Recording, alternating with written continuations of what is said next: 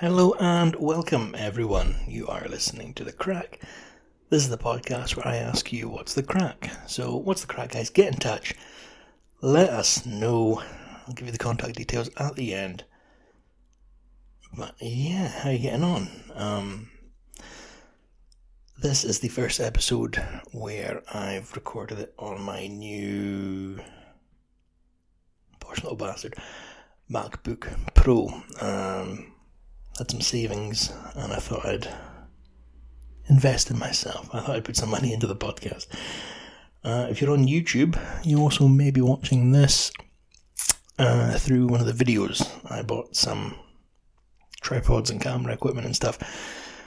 So this is the first episode. I'm trying to work out how to get it all synced up, try and get the audio that I'm recording with the microphone to be used through the camera. So maybe you'll be seeing this one as a video, but of course it's still going to go out as an audio podcast, because that's what I know to do so far. I'm not too sure how it all works, but if for any reason you particularly want to see what I look like, check out the YouTube.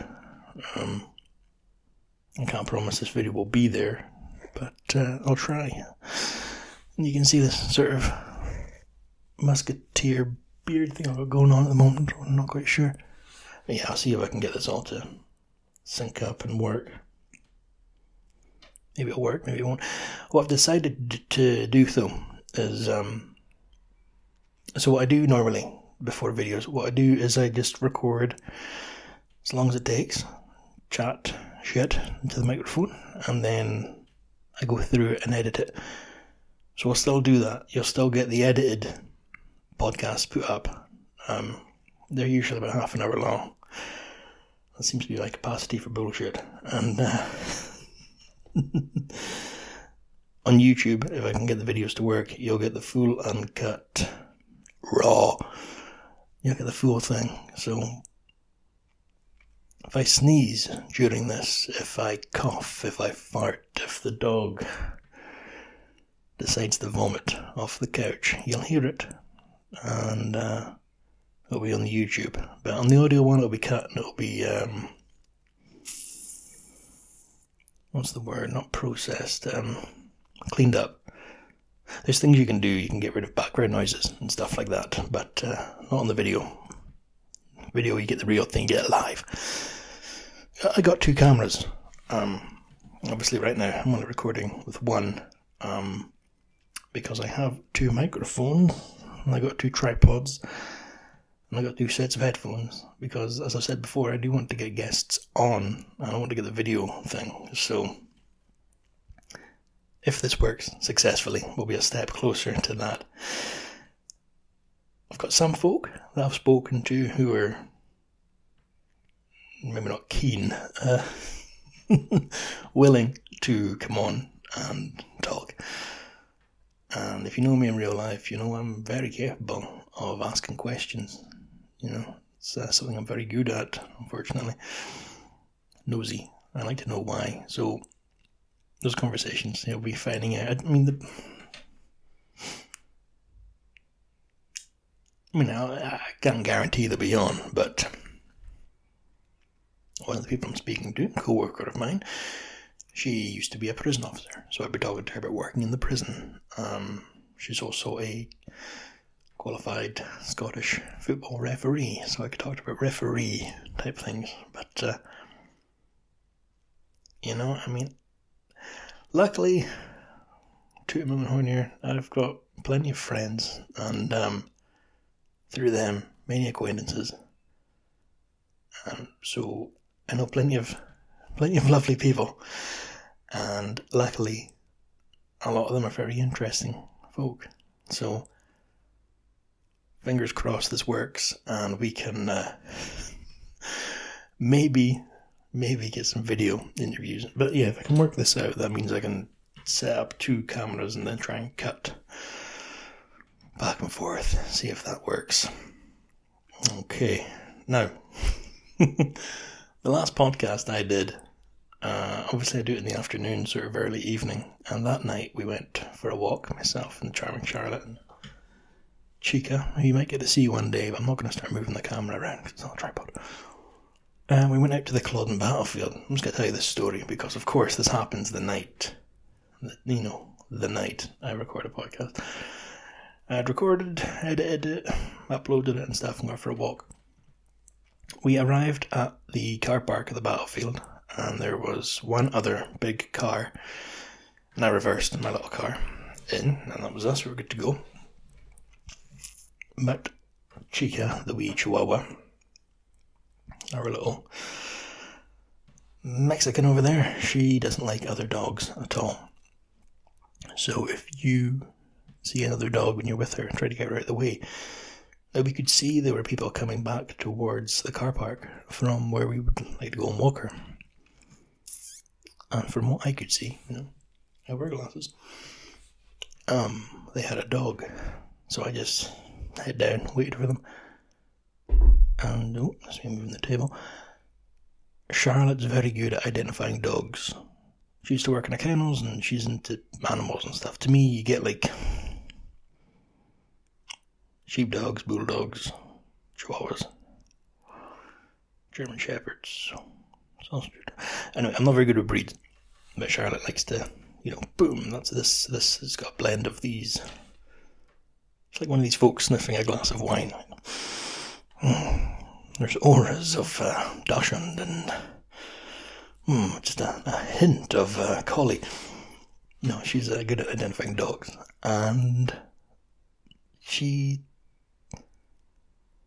I don't know, the way she sort of stuttered, I knew something was up, so I looked, what's wrong? She goes, what's wrong with that dog? And I looked up, and my mind couldn't quite compute what I was seeing. There was something wrong with this dog, like something wrong. Guys, it wasn't a dog.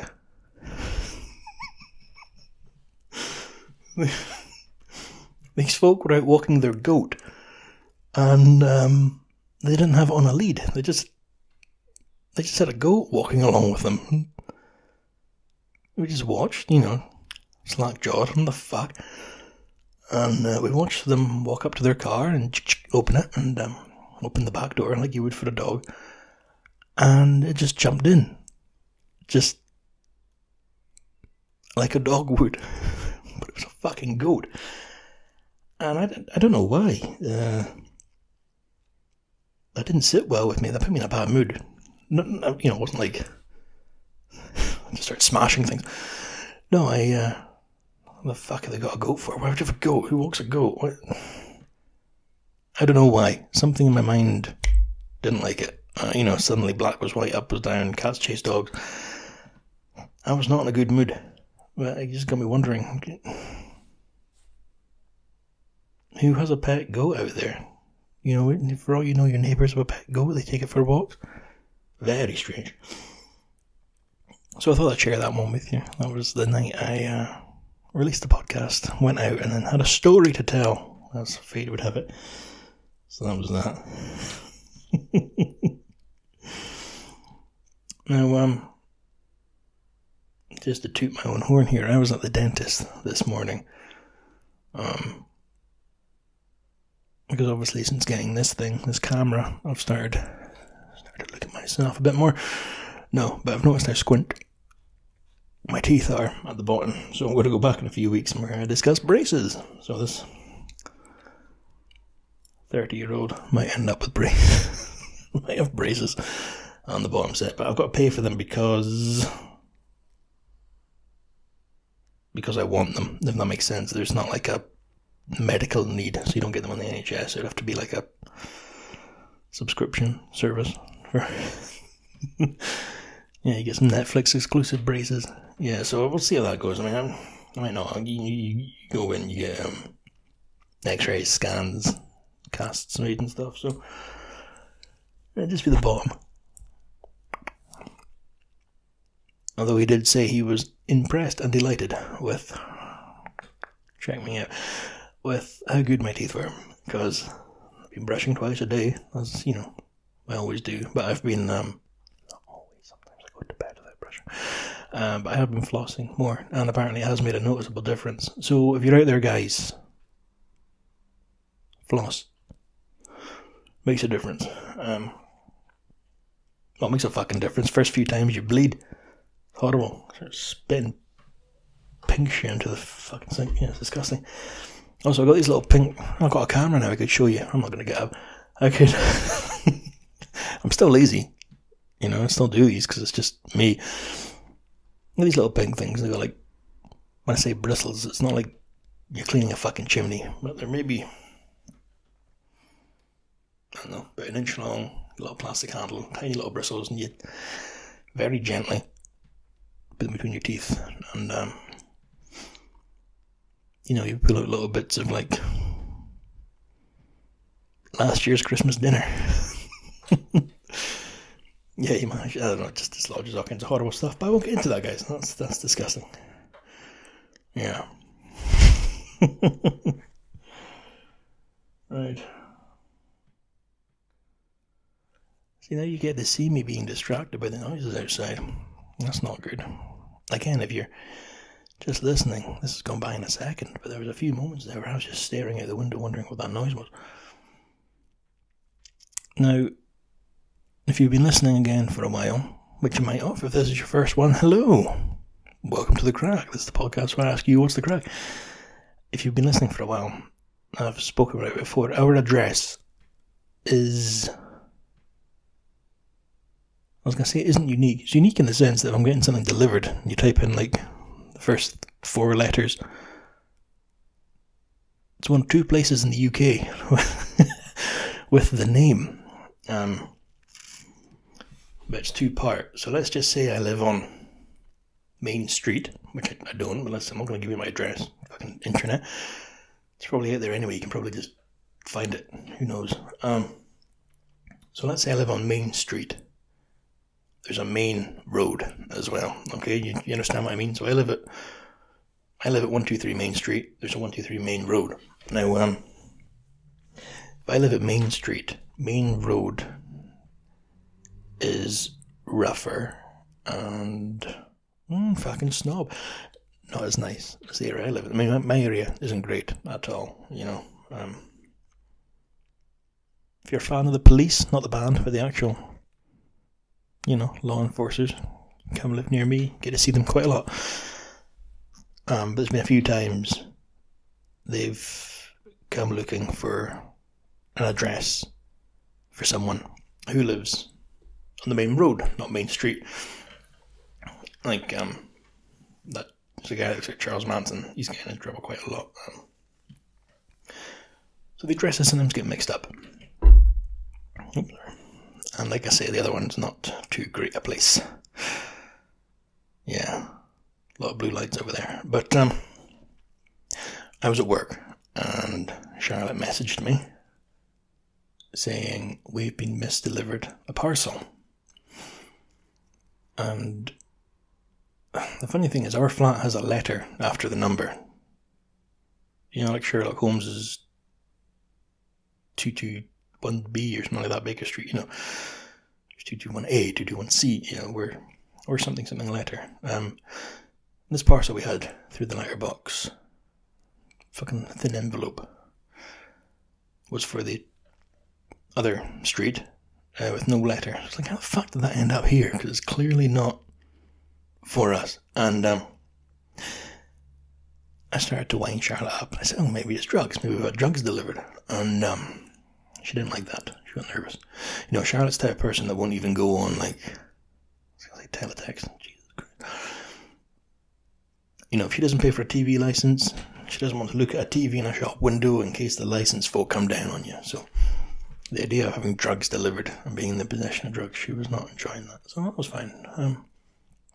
I got home from work and the envelope, the big cardboard envelope, was on the table thing by the front door. I picked it up and, I swear to God, true story, I picked it up and it was open. The content fell out. I was shocked because I assumed Charlotte had opened it when I joked about there being drugs in it, and that's very not like her. She, you know, it's not cool opening somebody else's post. In fact, I'm pretty sure it's illegal. So I was surprised. You know, Jesus, Charlotte, what are we opening this for? And it was an Ur Willie book. And if you don't know what Ur Willie is, if you're one of the foreign listeners, thank you for listening. Ur Willie, it was a well, it means R Willie. Willie means William, so it's kind of it's the affectionate way of saying R William. You know, we like him. He's ours. Scottish. Pretty sure they're from Dundee. D.C. Thompson, same folks that do the Beano and Dandy. It's a comic strip that appeared in the papers along with the Browns, which means the Browns, but it's Scottish. Scotland's a very strange place, guys. So Ur Willie comic strip, the same way you get your wee Marmaduke and Hagar the Horrible and Garfield, I suppose. What was the other one? What was that Office? There was an Office one where the guy, the fucking artist, came out as like a white supremacist, or he was against trans folks. Anyway, so Ur Willie, old Scottish comic strip. And I picked up this envelope, and this Ur Willie book came out, a very old one. I was like, well, this is not what I expected. But I was surprised at Charlotte for opening someone else's post. So when she came home, I was like, you know, woman! No, I just asked her, why did you open the post? She didn't. She just picked it up and put it on the thing. I was like, well, it's not just opened. It's not, you know what I mean? It's not like the envelope's like, it's been opened. So now we've got a fucking nosy ghost in the flat, which is a problem. He's opening folks Ur Willie. So that's fine, forgot about it. I was like, right, I'll just put tape on it or glue and stick it in the post box with return to sender, you know, get rid of it. And sort of forgot about it. And then a few days later, I came back from taking the wee chub out for a piss. She likes to watch as I pee against lampposts. No, there's a wee patch of grass I take her to pee on. And as I came back in, our downstairs neighbour, lovely lady, don't know her name, she's very nice. Her and her parents are ideal, quiet, keep the garden very tidy. She's Polish or Ukrainian or something. I'm only saying Ukrainian because when the war started over there, they just disappeared for like 6 months. She sort of summoned me. She speaks English very well, obviously with an accent.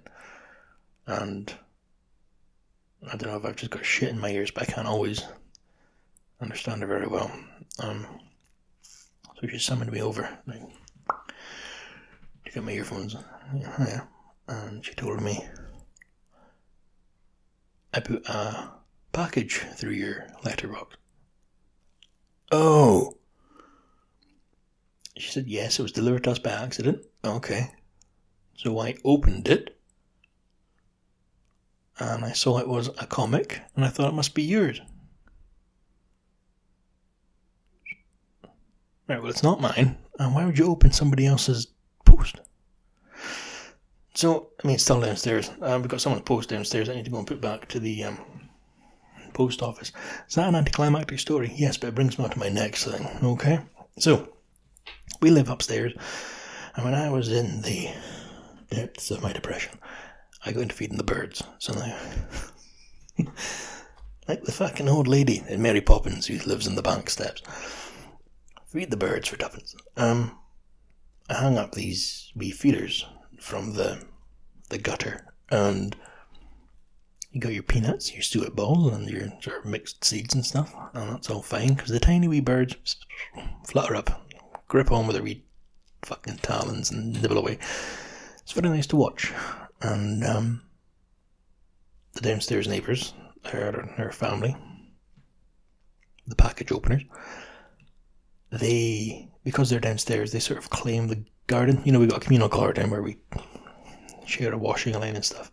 And some other lady who lives away at the other end of the cul-de-sac, she uses our garden as well to hang her fucking washing. Anyway, the downstairs folk, they feed the birds with one of those like bird feeding tables. So the pigeons, the crows come, they're bigger, scary, and they knock the feed onto the ground. So the other day I got up, put my glasses on, looked out the window. I was dressed because our window overlooks a school, so gotta make sure you're covered up when you're at the window. And I looked down into the garden, and there was either a leaf or an injured bird moving around.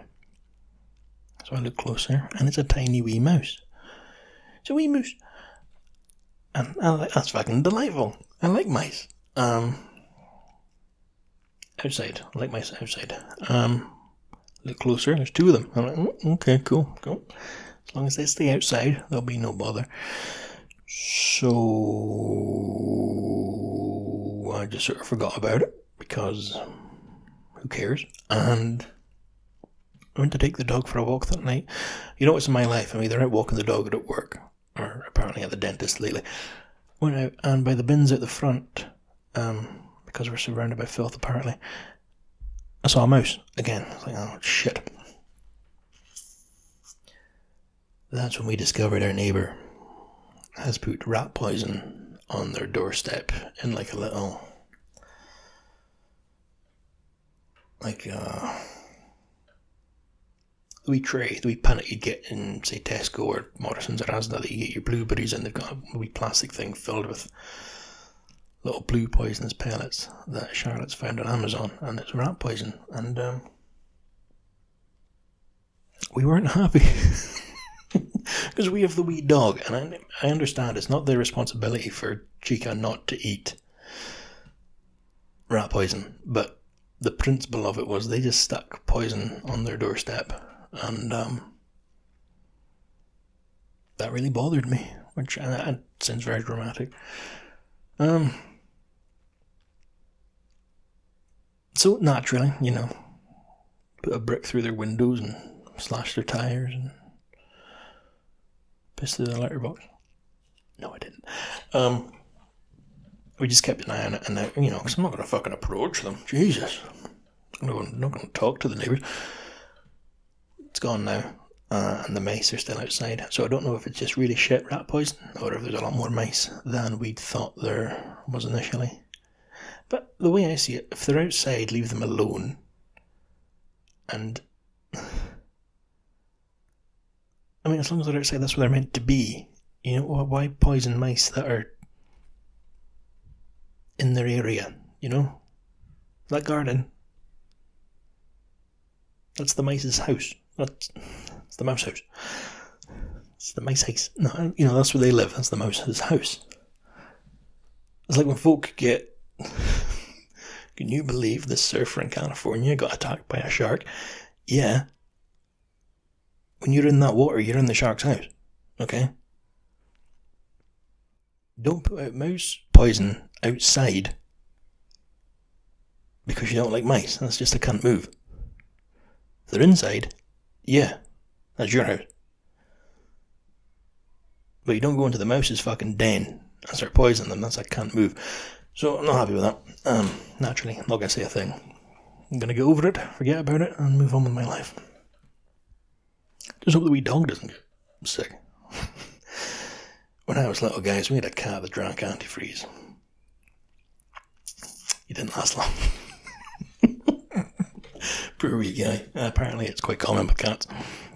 And because it's sweet or something? I wouldn't know. I've never drank it. Fucking idiot cat. But don't drink antifreeze, I suppose, is the moral to all of that. And don't open someone else's post. Weird. What else is going on? What time are we at? There's a wee timer on the camera. 24 minutes. Okay, cool. Well, I'll tell you what's happening at work. Highly confidential information. No, it's not. We've had camera crews in. I might have talked about this last time. Camera crews filming these, these 999 emergency programs where, I work for the ambulance service, by the way, just in case you're wondering what the fuck's he talking about. Yeah, we've had camera crews in filming for these intense programs where it's like they follow a crew around, and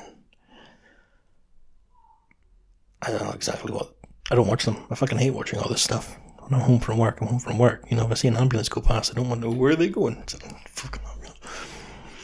So they've been in just filming the mundane, because it's not a fast-paced job. It can be a horrendously stressful job, with moments of horror.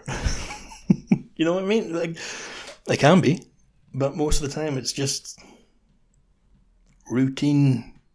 Send an ambulance there, get them back, go to the hospital, put them on, break. Boof, fucking 5 cars have crashed. That's not good. You know, suddenly stress, and then down, and then it goes back to it. So these guys have been in, obviously praying, probably not, that a train derails or something like that, because all they're filming is just sort of us clicking at the screen, answering the radio. It's not fucking 12 hours of do. I mean, you have to focus for 12 hours. You have to always see the screen, but it isn't heart racing. You know, we're not playing the Casualty theme in the background constantly and just flashing blue lights on the roof just for the fucking sheer intensity of it. So they've been in filming just last work, and they were filming some of the call handlers. Sort of, we don't have the camera now, but they have like a proper camera because they're professional fucking TV makers. You know, and they've had the call handlers, ambulance service, the patient breathing, just going through the calls. Which again, 9 times out of 10, those calls aren't crazy. Yet they're not nice, but 9 times out of 10, fucking 99 times out of 100. It's that 100th call where you get, my niece's pet shark broke out and it's eating the baby, you know. Jesus. That's when you get the crazy ones. But so these poor folk have been fucking in just filming the mundane. And they weren't filming me. I mean, you know, maybe because I look like a circus strongman who's let himself go or something like that, you know. I got let go in the recession of 1897. No, but they just, you know, they're filming away, and somebody brought in donuts. As you do. If you want to gain weight, guys, work in a control room, alright? Because you sit and you eat. And then your day off, your sleeping pattern's fucked, so you're not going out. Okay, so somebody brought in donuts, and I'll be honest, it was me. I brought in the donuts. And I'm sitting there, got my coffee, get my jam donut, start eating it. Okay, cool. I'm enjoying it, tasty. You got your doughiness and the jam, and then a crew put in a callback, which means I see it on my screen. You know, it's flashing. Ambulance 123 want to talk to you. You know, maybe they have a question, maybe they've pressed it by accident, but you have to get them back because it's the job. So rather than, like a civilized gentleman, remove the donut from my mouth and place it on a napkin and answer the call, I just sort of effectively, like, fisted it into my mouth. I forced that fucker in there, okay? Fucking jam, spraying out. Fucking get that donut in my mouth, alright? I gotta speak to them. Fucking cram it in, chew, coffee, swallow, fucking absolutely disgusting. You know, a slob, absolutely a disgrace of a, you know, I'm meant to be an adult man in a professional environment, and there's me just, you know, like a fucking pig in a trough. It's horrible. Fucking napkin up, wipe, shake the hands off, napkin, get it in the bin. Hello, talk to the crew, look over, fucking camera's pointed at me. You cunts. It's the only time I saw the camera looking at me, and it was when I'm showing a great display in fucking gluttony. Which I'm not always like. That just so happens if I'm going to be on TV, that's going to be my moment. No heroic moment. Anyway. Oh, we're getting some decorations on the wall. I don't know exactly when, but they're going to have a tree of life.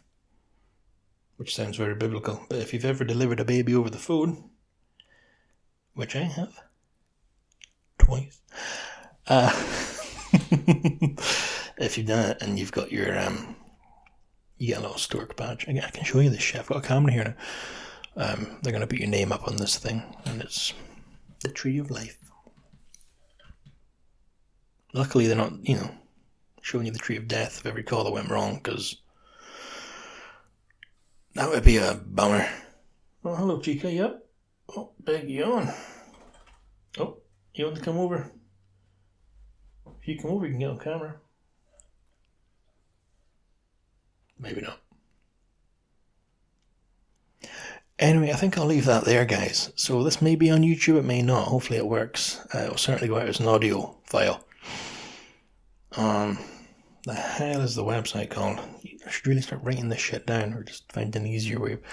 No, cool. So if you want to get in touch, just check out the website. That's www. World Wide Web. From when I used to surf the internet. www.thecrackpodcast.co.uk. That's www.thecrackpodcast.co.uk. And on the website there's the blog that I still haven't updated with my Mexican holiday, because I don't think I'm very motivated, to be honest, but I'll get it done. Now I've got this computer that's, will do half the work for me. No.